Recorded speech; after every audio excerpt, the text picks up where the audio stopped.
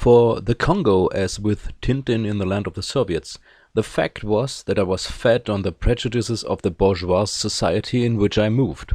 It was 1930. I only knew things about these countries that people said at the time. Africans were great big children, thank goodness for them, we were there, etc. And I portrayed these Africans according to such criteria, in the purely paternalistic spirit which existed then in Belgium. Hergé, in an interview years after the publishing of Tintin in the Congo.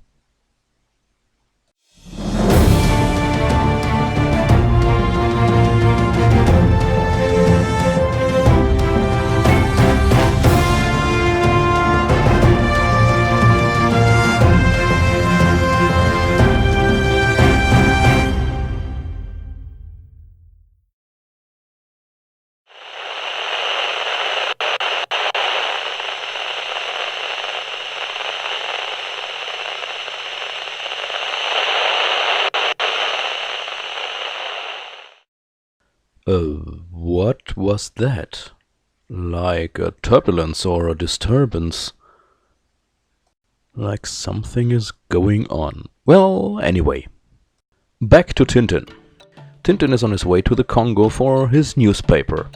But even before his arrival on the ship he's traveling, there are incidents. And the incidents go on after he set foot on the African continent, because somebody is trying to let Tintin die in some sort of accident.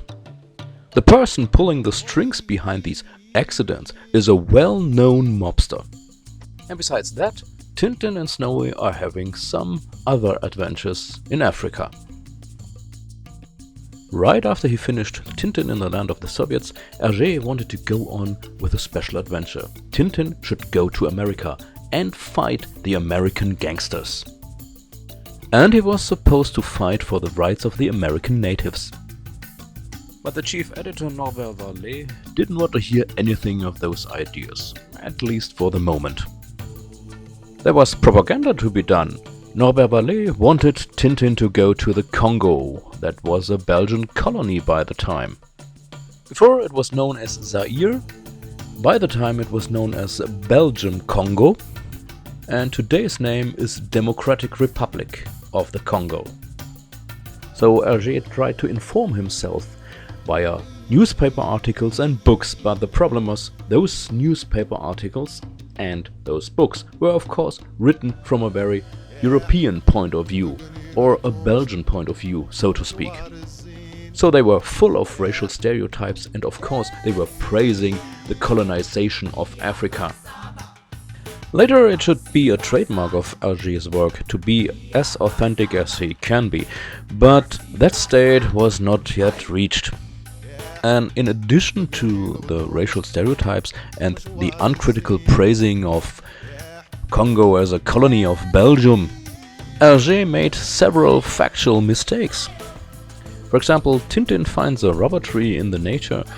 A rubber tree is something that does not naturally grow in Africa. What you have to hold in Hergé's favor is that he didn't send his reporter voluntarily to Africa. And you can see that because the man behind all those incidents that happened to Tintin is one of America's greatest gangsters. So Hergé was laying a track to America and hoped he could follow that track in a later issue. That gangster, of course, is Al Capone, who wants to get his hand on diamond smuggling from Africa. The whole structure of the story is not as episodic as Tintin in the Land of the Soviets, and you can't look at it with the eyes of a European or a human altogether from today. There are some things in the story that are mostly unthinkable today, but were completely normal by the time, in the early 1930s. I've already talked about the racial stereotypes. The Africans are portrayed as big children. And in addition to that, there's the big hunt.